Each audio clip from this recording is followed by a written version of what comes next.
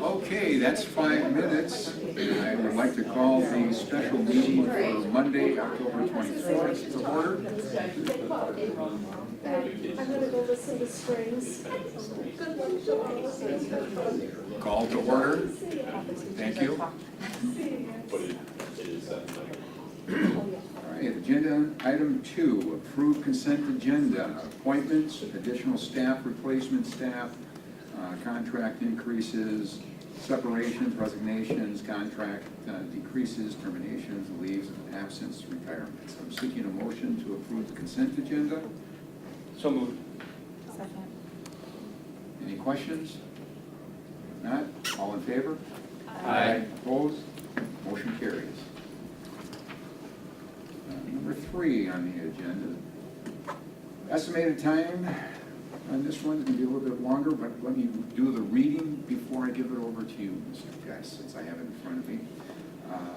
Board attachments include the expenditure budget presented in function format and revenue budget presented in source mat as required per Wisconsin state statutes. A presentation is also included to show many of the highlights of the final budget and how it has changed since the annual meeting.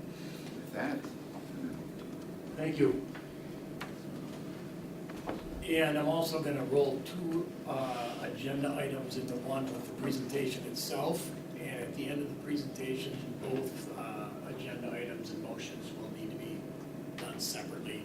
And I believe roll call vote also in 2/3 of the board needs to vote in favor of it to become an established tax levy and budget.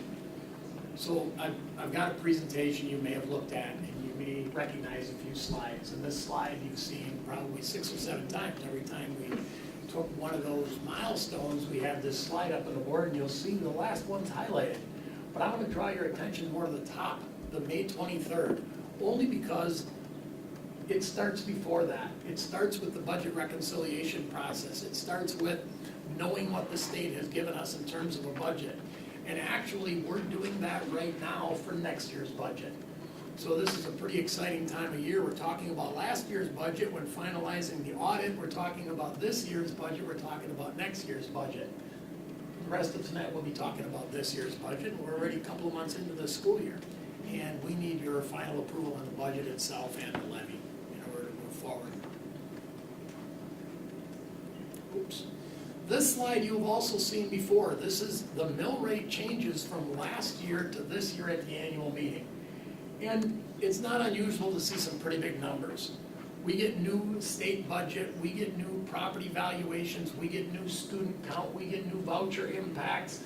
In this particular case, we passed a $120 million referendum that impacted our debt levy, debt retirement levy. So it's not surprising to see some pretty big numbers here.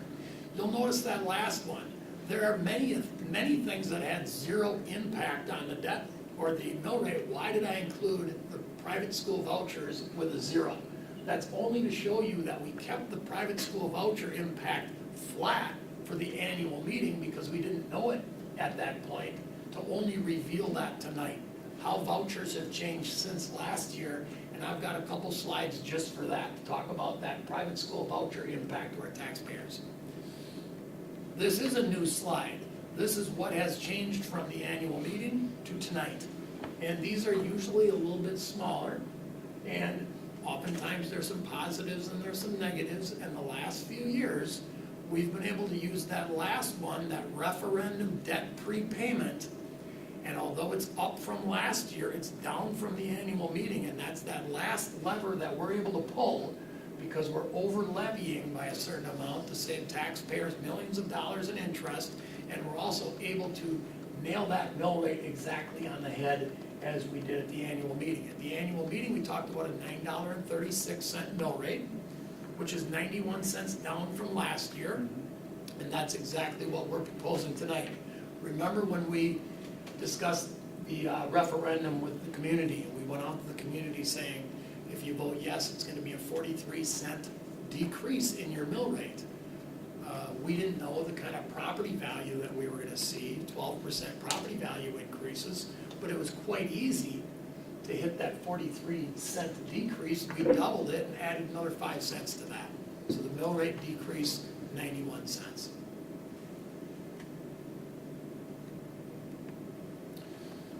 This captures in a lot more specificity what the changes are since the annual meeting, and it's probably more just to have it as a record. You can review it a little bit more. Some of this we have a specific slide for.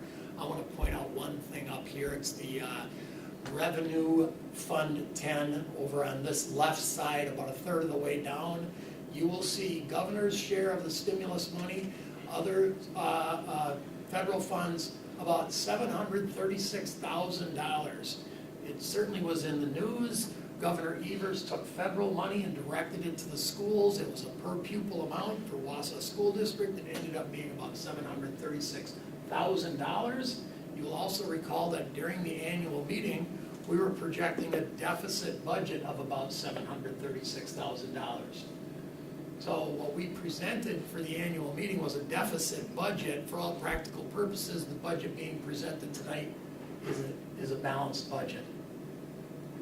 Now, it doesn't change the fact that we still got that $700,000. And if 2 months ago we were comfortable with a deficit budget and we're still comfortable with a deficit budget, that means that $700,000 is going to be available for us. By default, it automatically flows into fund balance. And we don't want to get ahead of ourselves, but I'm thinking a solid strategy might be, because we're going to be talking a lot about one-time funding in the next year or two, and ESSER funding in particular, and how we spend or don't spend one-time money. That would be another source of one-time money that we could use to maybe minimize that fiscal cliff that we're eyeing up for when the ESSER money does disappear. The ESSER money disappears, we could comfortably use that Evers money, we'll call it, to maybe lessen the impact. So for now, it's in fund balance, it's safely sitting there. It is budgeted for to make it a balanced budget. This is a slide you've seen before, but for posterity's sake, I needed it to be in this slide deck, right? We needed this to be part of the record. We've talked about how inflation is going up, up, up, up, up.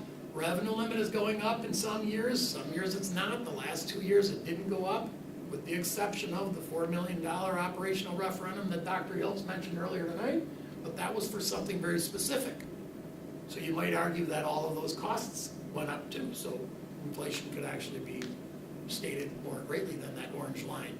But it's pretty obvious that the revenue that we've been given by state biennial budgets does not keep up pace with the CPI or inflation. And if you take the aggregate of 2012-13 to this year, that's $25 million of revenue that we don't have, that yet inflation kept on building on. Again, you've seen that slide before, but I think it's important to include it for the record. Now I want to start talking about FTE membership a little bit. People get this confused quite often. And whenever you hear the word membership, we're talking about counting pupils for the sake of the revenue limit. Whenever you hear enrollment or head count or students in seats, we're talking about counting actual students who are in our district. Big difference. FTE membership, full-time equivalent membership. Students that live in the Wausau School District but open enroll elsewhere, we count their FTE membership. A student that lives here and open enrolls to DC Everest, we count them for revenue limit purposes. 4K students, we count them, but their full-time equivalent is not 1, it's less than 1. Summer school, we count those students, but obviously a student isn't a full-time equivalent, we have to add up all the minutes. So summer school contributes. 4K contributes. Students that live here and open enroll elsewhere contribute. And obviously the students that live here and attend here contribute to our FTE membership. And we talk quite often about how this is a 3-year rolling average. So the membership for revenue limit purposes, we count 3 years. And if you have it laid out like this, it's quite easy to see that these middle 2 years kind of wash out, right? Because they're in both averages. So you're comparing, and John Uding talked about this earlier, all across the state this is happening. People are having smaller families, and enrollment overall is going down. So it doesn't surprise you that in 2019, we've got 8213. In 2022, we have 8003. Just so happens they're really easy numbers to deal with. The difference is 210 divided by 370, right? So the 3-year rolling average went down 70. So we are once again in declining enrollment by the revenue limit standards because our base year enrollment is 8,076 and our current year enrollment is 8,006. And we get protection on that declining enrollment with what's called the declining enrollment exemption. You get revenue limit to protect you because the staffing plan is already in place. So your revenue limit doesn't drop as much as you might think. Here are just 3 different graphs that talk about 3 slightly different things. They all have to do with student enrollment in a little bit different way. The top one is the single year revenue limit membership. So these are not 3-year rolling numbers. The numbers that you saw on the previous slide are in that data. And our revenue limit membership, remember some of them we count but they don't go to school here, has been going down pretty steadily. That's also been happening statewide. We noticed that big dip. The 368 does not reference the big dip, but the 368 references the projection in revenue limit over the next 6 years. A loss of 368. And that's using a method that John talked about a little bit, cohort survivor method, and how many 8th graders turn into 9th graders, and 10th graders turn into 11th graders, and so forth. It's a rather scientific method that projects the enrollment. We don't use some of the sophistication that applied populations labs will use, and we have access to some of their data. They talk a little bit more about employment opportunity and housing starts and building trends and things like that. The second one is the open enrollment trend over time. We already talked about this a little bit earlier tonight. About in 2014 is when our outs surpassed our ins, and it continued to do that up until today. And the projection is for it to kind of flatten out though. The gap right now is 239 between outs versus ins, and it's projected to go up to 309 in 6 years. And that's purely by a mathematical formula, right? We know there's some exciting things happening right here. We talked about a lot of them tonight. That doesn't take into consideration math, right? There's a lot of the mathematics that shows up in that graph, and that graph does not recognize some of the excitement that's going on in this district right now. And then students enrolled over time, this is the actual head count. This is actual students in our seats, which we don't spend as much time talking about with the revenue side, but we talk about it quite often with our staffing plan. We talk about it quite often with our facilities and being adequately built with capacity. But with the revenue limit, actually that students enrolled number isn't quite as important as the top 2 graphs. The revenue limit and then that open enrollment in versus out.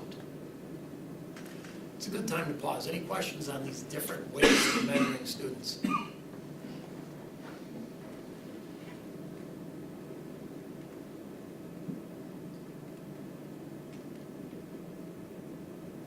This one's going to end up being a little bit cluttered by the time I get through, but above that dashed line is what happened at the annual meeting. Below the dashed line is what's happening tonight. We had a final revenue limit that went down a little bit. It went down about 38,000, and when you consider a revenue limit of 95 million, going down 38,000, that was pretty accurate at the annual meeting, okay? Our aid numbers changed a little bit also, decreased by 187,000. When you have a $60 million aid number, that isn't off by much. I exaggerated it with the picture, not drawn to scale. And this would be a good test question. If the revenue limit goes down by 38,000 and the aid goes down by 187,000, what happens to the Fund 10 levy? Rhetorical question, I'll give it to you, right?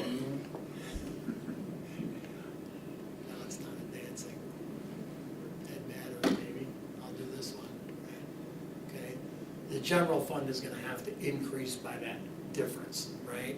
Revenue limit went down, but aid went down more. So you recapture the difference with a higher general fund levy of 148,000. But we're in the nice situation that we have that one last lever that we can pull. Our debt retirement levy we can change within 148,000 without any kind of really impact. So we chose to change that debt levy by a little bit. We decreased it an amount to make that mill rate exactly 936 once again. The levy is a little bit less than the annual meeting. It's more than last year. We know we passed a referendum. We got some declining enrollment relief in the revenue limit, and our property value did go up quite a bit. So the levy itself went up and a little bit less than at the annual meeting. Private school voucher program deserves a couple slides.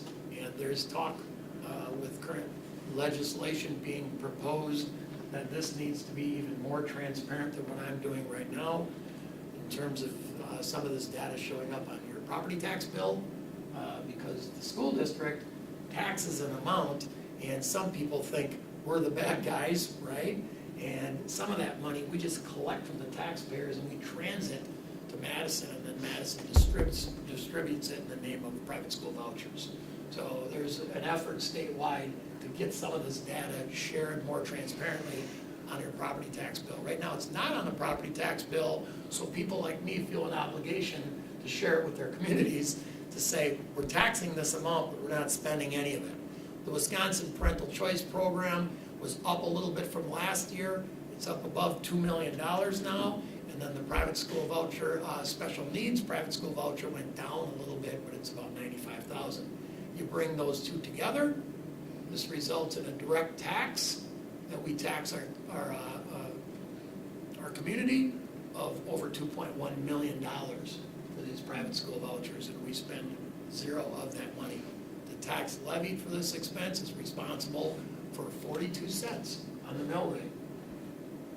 And a lot of people are tuned into mill rate numbers because we're just coming off of a referendum where we talked about what's the impact of a referendum.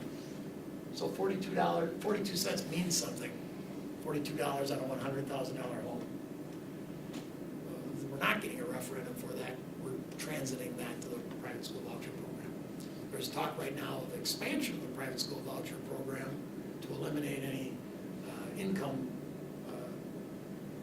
threshold. Right now it's 220% of the poverty level, and it's being discussed that that would be increased or even eliminated. I think also a discussion of eliminating any limit on the number of students. So the governor's election will probably determine whether or not those two things change.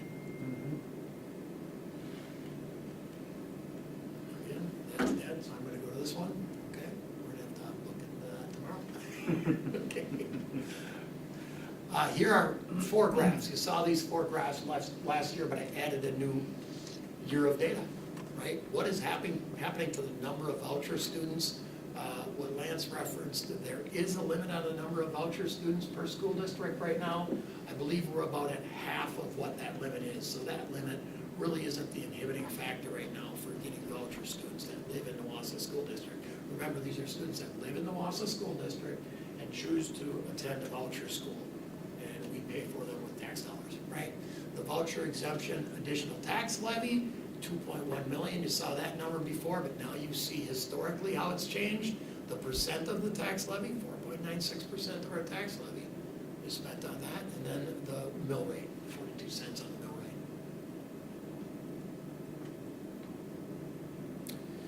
I just want to mention defeasance one more time. Sometimes we say defeasance, but what we really mean is prepayment of referendum debt, including defeasance, and this is a strategy that has served us very well for a variety of reasons.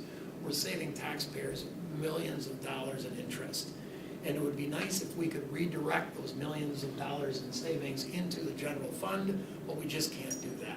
Okay, they stay in the referendum debt retirement fund, and it's just less money that we have to tax to pay for those interest payments. So we're saving taxpayers a lot of money by prepaying the debt. And if we were doing that and the mill rate was soaring, we would really rethink that strategy. Is it worth it to prepay debt when the mill rate is going through the roof? But we know the opposite is true.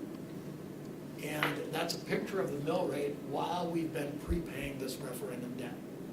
And I don't know too many school districts in Wisconsin that can pass a $120 million bond referendum and have their mill rate go down 91 cents. And we were put in that position because we prepaid referendum debt as a strategy to save millions of dollars in interest and prepare ourselves in terms of the affordability of a referendum question.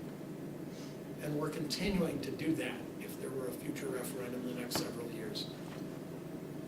And we build in that flexibility where we can hit that $9.36 right on the head like we did this time.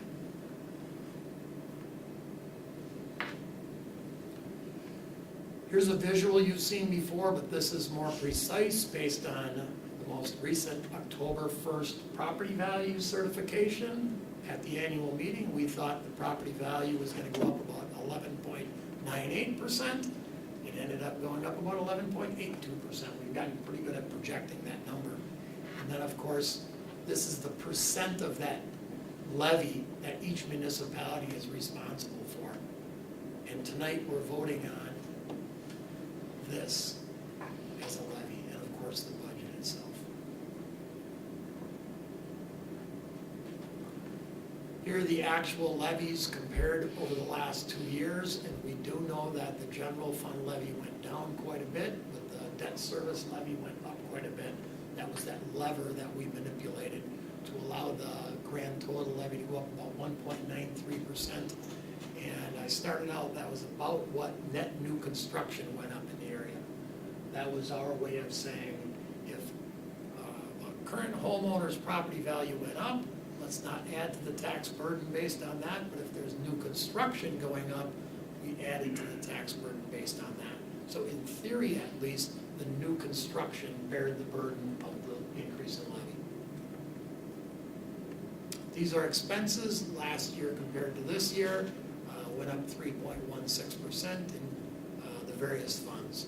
And there you see Fund 10 all the way down to Fund 80.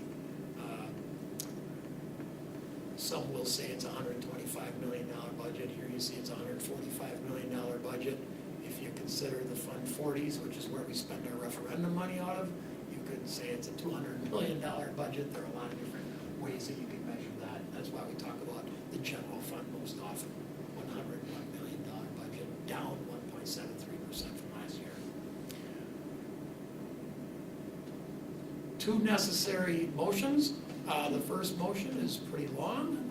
I wouldn't be opposed to someone making that motion as presented or as it appears on the screen. I'll let you make that decision as long as people know what they're voting on. And then after that one is hopefully complete, the other motion is up on the screen at the same time. And of course, I'll address any questions that people might have. Well, seeking a motion to approve, excuse me, sorry about that. Seeking a motion to approve the 2022-23 budgets as presented. Fund 10 expense, $111,953,306.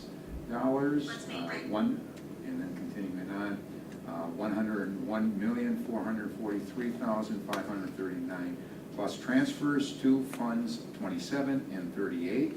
Revenue of $111,935,772. Fund 27, $18,952,368. And continuing on, $8,524,466 plus transfer from Fund 10. Other Fund 20, $1,875,000. Fund 30, expense $17,462,310. Revenue $19,108,891. Fund 40, expense $32,026,526. Revenue $101,995,000. Fund 50, expense $4,827,080. Then revenue $4,570,600. Fund 80, $1,027,235. Levy, fees, and carryover. Got through all those numbers. So moved. Thank you. Do I have a second? Second. Okay. Any questions? If not, all in favor? This needs to be a Excuse roll me. call vote. Roll call with money? Thank you. John Creasure, Yes. Cody Nicolai, Yes. Joanna Reyes. Yes. Corey Sillers. Yes. Lance Trollo. Yes. Karen Vandenberg. Yes. Lee Webster. Yes. Jim Boucher. Yes. Thank you. Second one? Okay, administration recommends final tax levy of $42,234,940, which is $61,027 less than approved at the annual meeting, and $911,931 more than last year. This difference is due to several variables that were not revealed until after the annual meeting, including Wisconsin private voucher impact, which increased 16.2% over last year. This and various other factors led to an international reduction in the referendum debt service levy to maintain the initially projected mill rate of 0.91, lower than a year ago. The result is a final gross mill rate of $9.36 per $1,000 of equalized valuation, which is the same as the proposed mill rate from the annual meeting and 0.91 less than a year ago. I'm seeking a motion to adopt the final tax levy of $48,234,940, representing